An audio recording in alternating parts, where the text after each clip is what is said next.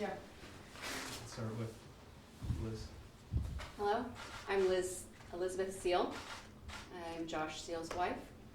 He was one of the 4 deaf victims who lost their lives in Lewiston in the shooting. Hi, my name is Alan Nickerson. I was shot and I survived. Hi, my name is Christy Strout. My husband was Arthur Strout, and he was shot at Schminges. My name is Arthur Bernard, and I was Arthur Strout's father. My name is Ben Gideon. I'm a lawyer in Maine, and together with Travis and some other attorneys, we represent the families of the victims of the shooting on October 25. Good afternoon. My name is Travis Brennan, an attorney representing a number of the families and victims from the shootings. Hi, my name is Tracy Walker. My husband was Joseph Walker. He is one that was shot and is deceased from Schmidt's Bar and Grill. My name is Leroy Walker. I'm the father of Joseph Walker that managed Schminges. Thank you, everyone, for coming this afternoon. We came down early this morning, and the purpose of our visit today was to meet with the congressional staff to press for an independent investigation by the Inspector General for the Department of Defense. Ben and I have been working with a number of the families and victims affected by this terrible tragedy. And we hear a common theme amongst the clients we're working with, which is we'd like to get answers to understand how this occurred. We'd like accountability. And most importantly, we want the system to change so that no other family has to go through something like this ever again. And to that end, an independent investigation by the Inspector General as to the U.S. Army's involvement here is critical to getting answers and information to fill in important pieces of the puzzle, because there were a number of overt warning signs that Mr. Card exhibited here that were missed, and having that independent investigation is critical to understanding why they were missed, and then most importantly, fixing that. And so we had meetings today with Congressman Golden, Senator Collins, Senator King, and Congresswoman Pingree, both so the families could share stories about their loved ones, but also to impress upon them the need to immediately have an Inspector General appointed so that an investigation can begin. Thanks. So on October 25 of this year, in Lewiston, Maine, a person with severe mental health illness that was known to the Army and others for months violently massacred 18 of our citizens in the state of Maine and severely wounded 13 others. And some of the people here today are the family members of the people that were killed, and in some cases were shot themselves. You know, we have seen an epidemic of mass shootings across this country. We just had one yesterday. There's been 2 at least since the mass shooting in Lewiston. And I think the families here believe that, first of all, enough is enough. It's time that there be some action. It's time that there be some accountability. And to that end, what we have asked for here is an immediate and thorough and independent investigation into what was known, by who, and when it was known, and why there wasn't more action taken to prevent what happened in Lewiston. Because if it can't be prevented in this case, given all that was known about this individual, given that he had threatened to commit a mass shooting and that had gone up the chain of command in his Army Reserve unit, if it can't be stopped here, it can't be stopped anywhere. And that should worry all of us. And I should say, in Maine, for those of you who aren't familiar with Maine, it's a small state in the northeastern part of the United States. We don't get a lot of national news coming out of Maine, and most of us like it that way. We haven't had a single other reported mass shooting in the history of our state. And what we're hoping is that this is not going to be the first of many. Rather, this is going to be the last time it happens in our state, because steps will be taken to prevent it from happening again. So that's what we're doing here. And I think our very clear and simple message to the government and anybody who has power to help is that even though Maine is a small and rural state, and we don't get a lot of attention, we don't want this to be swept under the rug. We want it to be fully and thoroughly investigated. And the families deserve the right to know the truth and have the full, transparent information about what led up to the shooting and whether anything could have been done to prevent it. So with that, I think a number of the family members that are here would like to say something. So we'll start with, we'll start down at the end of the row there. Just so you know, there, I believe we all feel that we have got the answers that we were looking for. They're going to help us. Every one of the people we met with today have got the same response that we have on this has to stop.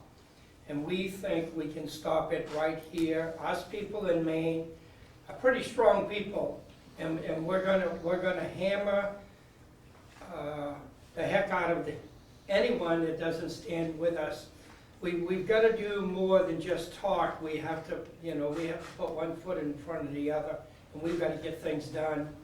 And the only way to do it is to come and meet with our people that we met with today. And I believe what they say to us. All of them said they're going to work with us, they're going to get us answers, they're going to do investigations, and it isn't going to be just doing their own investigation. There'll be widespread different ones being done. So in the end, I think we will get some answers. We would like to see them, of course, tomorrow, but that isn't going to happen. We'll wait a while, but if that while gets too long, we probably will be back here again to try to push somebody to get something done for us. And I believe they're going to do it wholeheartedly, and I hope they do it so we have our answers. Liz, would you like to add some remarks? Sure. I came here to find some more information about what transpired up till the shooting. And, it's widely known that there were communication issues that greatly affected the deaf community. And even in that first hour, we had barriers to communication, and the deaf community, including the victims' families as well as the survivors, were in the dark, completely unaware of what was going on. And that first alert that went out, that Card was being looked for as an active shooter in Lewiston, we had nothing other than that. I was looking for my husband. I didn't know where he was. I was calling hospitals, trying to go to the hospitals, trying to talk to interpreters. There were survivors on the ground there when the ambulances arrived, and then they realized, wow, there are deaf people here. We don't know how to communicate with them. They brought them to the hospital. They brought some of the survivors to the armory. They still had no access to communication at that point. The hospital refused to provide interpreters. They were using a system called VRI, which is an iPad interpreting system. The connectivity and bandwidth caused issues with freezing, and the interpreters who arrived there in person were not allowed in, and those VRI interpreters had no context of what was going on and what was being said. And again, like I said, there was connectivity issues causing freezing, and there was a victim who was shot in the arm and was not given access because he could not really sign using that VRI interpreter. And then showing up at the armory, we had no access to communication. We were communicating by text with each other, standing there in person, just trying to piece together what was going on. I was still looking for my husband, who had not been located. I was there all night at the reunification center. And several hours later, after the shooting, we still had no access. There were no interpreters there. My mother-in-law, who was still looking for her son, who was grieving, was forced to try and use her sign language to communicate with me. And that was not okay for her, it was not okay for me, and it was not okay for the greater community. And the deaf community who was trying to watch the news to find out what was going on, it would say breaking news, and then there would be no captions. Or if there were captions, they were delayed, they were sometimes blocked by images on the screen. And most of all, deaf people who may not read English as their first language, they prefer to access their language visually through ASL. They need an interpreter there on the screen. The news outlets were often panning their cameras so that the interpreter was cut off. We could not get a full message out of the interpreter. And so we are really trying to impress upon the media outlets that they keep their frame with the interpreter in it all the time and make sure you do not pan away from that interpreter and ensure communication to the deaf community. And I'm going to, this is an issue that's persisted up until this day, and we can't start our healing journey until we have all the information. And today I feel like we've gotten support for that IG investigation, and I'm very grateful for that. But I want to see action. Words are just words. I want to see them see it through. Very well said. And I felt the same thing, that they agreed with us. We already know that Senator Collins and King had started with the Army investigation, but we would like to see it go independent of that. And they agreed. So as Senator King put it, he's gonna poke the bear. And we're very happy about that. Yeah, I think that pushing for answers is what we need. I want to know what led up to somebody coming into a place and just killing innocent people, not knowing what steps it took for him to get where he was is, something not just me, but my children think about. My 14-year-old looks that stuff up. That's not something that she should have to do at 14. So I'm hoping that we get answers and that the people here can help us get it. I'm happy that on the aspect that they said they would keep us up to date on their findings as they come, and that the independent investigation was going to happen. I just, and I echo, words are words until we see the action and the things that need to change to prevent these things. And we'll talk more about that at another time, but we came here to make sure these investigations were going to get done in a timely fashion and to help everyone. To date, there has not been an inspector general who's been appointed to investigate this. We understand that a request has been made generally, but we think it's critical that an inspector general be appointed now, right now, yesterday. But we would like to see action on that issue as soon as possible, because we think that is critical to ensuring that there's objective and transparent information that comes to light. And one of the things that Ben and I have found, we're here with a small cross-section of the group that was affected, but obviously there's countless other families and victims who were impacted by this. And the things that we hear day in and day out are people are having a hard time sleeping, people are having nightmares, people are processing and grieving. And one thing that really is difficult in terms of trying to move forward in any way is when there's still so many unanswered questions. And that's why having an independent investigation is so important, to ensure that there's objective information that the families can have to understand why this happened, and then hopefully to advocate for how the system changes. Because everyone, listen, we work with a broad cross-section of clients who have varying political views, different views on different things, but everyone is united in the idea that this was preventable. This never should have happened, and the system failed here. And so that's one of the reasons that we came here, is to advocate for the independent investigation. So with that, I guess we'll open it up if anybody has any questions. You spoke to how it's difficult to heal when there are so many unanswered questions. I'm just wondering if we can hear from, you know, the families and you as a survivor about how having those unknowns has made this process even more difficult for you. I think what happens after this, right now we're all going through this grieving process and this thing about sorting out what triggers us at different times, and I'm sure it's the same for every victim involved in this. We've been our own best counselors because we all know what we're going through.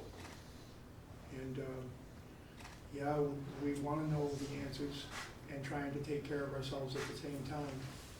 But there were so many red flags on all of this that we have to know why these things can slip through the cracks like they do and cause this much pain. And I just want to say one thing, you know, I mean, to give you an example, you know, and I just learned this, you know, in the last day or so from a bunch of kids, teenagers who were left over from the Sandy Hook. And these are kids that were there, who ran out of the classroom when they were 6 and 7 years old, trying to express what was going on with them when they were running from those classrooms, watching their friends drop, and how many years later, that pain is just so incredible.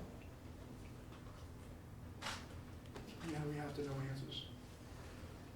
What was it about talking with the lawmakers that maybe made you feel reassured? I know coming all the way here from Maine, there may be some worry that you may not be heard as well. I mean, what was reassuring? It sounds like it was resounding positive for the families and you surviving. What was that like from hearing from the lawmakers, specifically what you heard that was reassuring to you guys? Is there someone you'd like to direct that at specifically, or? It's open to everybody here. I think just listening to them and seeing how sincere they were talking with us, and them, we were asking them a lot of questions, and they were actually answering questions beyond the question that we were asking. So I believe that they are sincere. I think this is one time, and because it's in Maine, that they're with us as people. They're not just a sitting body in a seat that's been elected. They're with us. They feel the pain. They may not understand it all because we've lost our loved ones. They may not have lost anyone at this point. So that's maybe a disconnect, but in their mind and their heart, they know and they feel exactly what we feel, and I believe they will help us just because of their reaction with us. I would just say, from my perspective, there was 100% support behind the goal of obtaining an immediate Inspector General objective investigation into the facts, and all of them assured us that they would press for that. Senator Collins and Senator King have already issued a letter requesting that, but since it hasn't yet commenced, I think they're all supportive of pressing more to make sure that that happens right away, and to keeping the families informed about developments as that moves forward. It's our understanding right now that the U.S. Army is conducting its own internal investigation, and what we'd like to see is that concurrent with that investigation, there be an independent investigation by the Inspector General. We don't think that the Army's internal investigation needs to be completed before an Inspector General investigation begins. In fact, we think it's important that the Inspector General investigation begins as soon as possible. Were there additional requests that you made as a group or individually of the lawmakers, such as reforms, in addition to the independent investigation? I think resounding focus was, I mean, both for families to have an opportunity to share what this experience has been, not just what this experience has been for them, but also for the broader community of survivors and victims. And then also certainly, I know Liz emphasized the importance of access for the deaf and hard of hearing community, and that's a really important issue that's been highlighted by all of this. We also, go ahead. Obviously, getting the commitment for and beginning a investigation is one of the main goals here. What does the closure of such an investigation, what are you looking for within the closure of an investigation like that? So the reason the investigation is so important in this case is because the red flags and warning signs were primarily known to the Army and the Army Reserves. So by having them investigate themselves, you have a fox guarding the hen house situation where we don't have any reason to doubt their motive or intent, but it is not a good idea to have an investigation by the very body that's under investigation, first of all. So that's why the independent investigation is so important. Secondly, there's a precedent for this, which is the shooting events that occurred in Sutherland Springs, Texas in 2017, where there was an inspector general appointed within, I think, 2 weeks of the shooting. And that investigation revealed a whole bunch of system failures on the part of the armed services. In that case, it was the Air Force. For example, in that situation, it was determined that about a third of the time, they were not reporting felons to the National Background Check FBI databank. Thereby, felons were able to continue to possess and to purchase firearms, even though it should have been unlawful for them to do so. In this case, what we know from public reports to date is that the shooter was admitted after violence in the state of New York. He was admitted in New York to a psychiatric hospital for 14 days because it was presumed that he presented a threat to himself or to other people in his unit. And you may know this, but under federal law, if you've been committed to a mental health facility for mental health treatment, you are likewise not allowed to possess or purchase firearms. Yet after that event, he came back to Maine and was allowed to continue to possess and maybe purchase additional firearms, certainly ammunition, which should not have happened here. So I just think that we can't even determine what the next steps are until we find out what happened leading up to this point, right? Without that, I feel like we need the IG to do the investigation so that we can get that information and then we can really move forward. And I think there's all these unanswered questions. I mean, this is an individual who talked about shooting up the Saco base. What was done with that information? This is an individual who was then hospitalized in New York for 2 weeks. What was his state and his condition at the time of discharge? And what did the military know about that? What did they do with that information? What we do know, as it's been reported, is that when he came out of the mental health hospital in July of this year, the military determined that he should not have access to his firearms, ammunition, when he was on the military base. And so one of the important questions for the family is, if he was too dangerous and posed a threat to those on the military base, what obligations did the military have to protect those in the community the minute he stepped off of the base? We have a question on the Zoom. Sure. All right, Sasha, you can unmute and ask. Hello, everyone. Thank you for speaking with us today on this important issue. Can you speak Sasha, up a little could you bit? speak up? You're hard to hear. Could you speak up a little, Sasha? Sorry. Yep. Can you hear me now? yes. Yep. Yep. Okay.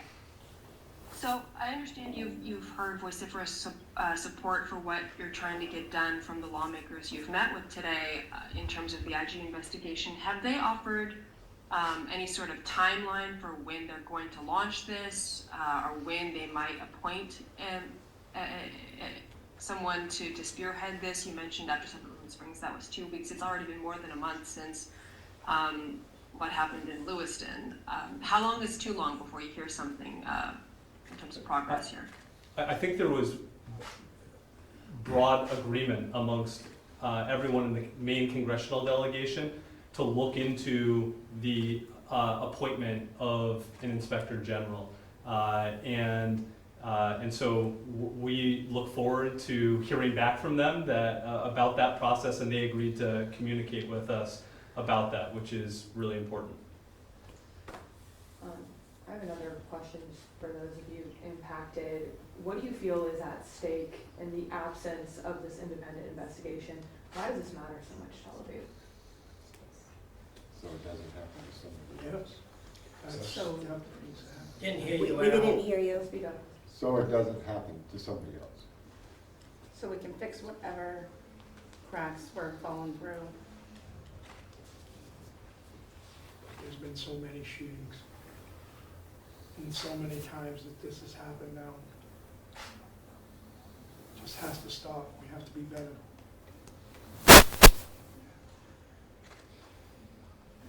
Do you have another question, Sasha? You know, I think improving policy changes and making sure that we find out where the ball was dropped, if we can do something about that.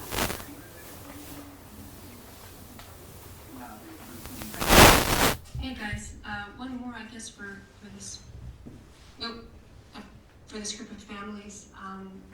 You've mentioned how many times this has happened before. You referenced the shooting yesterday in Las Vegas that occurred on the college campus. You're joining, as Travis has mentioned before, this larger community that no one ever wanted to be a part of. What can you say anything about what that feels like for you, or what you might say to victims of other mass shootings that have happened and that may yet happen again? I would say that these things that need to be changed, you know, it takes a lot of people, and all of us need to band together and try to make this change, push our representatives and people to make real decisions that are just going to save lives, and stop fighting with each other over the simplest solutions. We're hoping that much stronger rules will come out of this before we're done, whether it's just the weapon rules, or if it's the red, whatever we want to call that rule, or the yellow one, or the reverse 911. There are things that could have been done that could have prevented at least the second place that this killer went to take people down. We missed the boat all the way from the high guys up and all the way from the low guys heading back up. They missed it in the county, they missed it in the local, and of course the military missed it. From whatever branch to whatever branch, it's been missed all over this country. In Maine, as far as I'm concerned, we are powerful enough and we're strong enough in this community that we can make some changes, and we can make them fast. And I think it's time that everyone sticks together and makes sure that it isn't just a little weak law put into place. Someone has to make sure these laws are enforced and make sure that nobody can do that again, especially with a sick mind. We've got to stop that. If we have to build hospitals, we have to hire more people. That's what this government should be doing. They haven't done it. Hospitals have been closed all over the country, and these people are running around half-wits or crazy or whatever the term is. We need to take care of them, not just put them out on the street so they can kill. Mental health needs to be fixed. I'd like to add, are you done? I hope that we can make some changes, because nobody wants this to happen to you. And although this is horrific and we've gone through this tragic experience, I am really grateful to have all these other victims and the families and the survivors, and not feel so alone in this process. My only addition to this, is that we can't have a society that even if we take someone with mental health problems, I mean, that's a huge problem.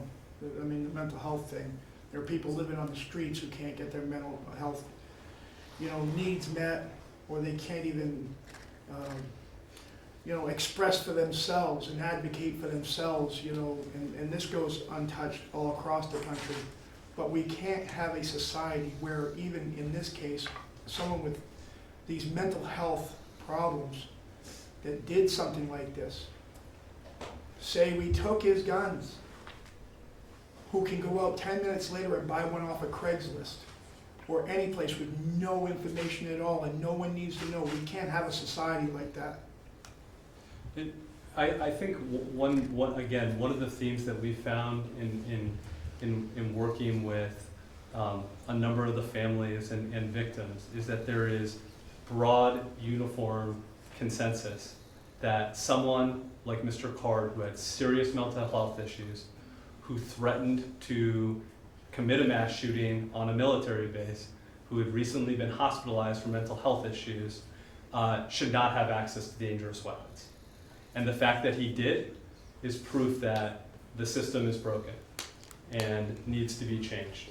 And I think one thing we can't overemphasize enough in terms of speaking with all the families and the victims who have been touched by this is, the courage and the bravery and the reaction of people in the midst of this while the events were unfolding was simply incredible.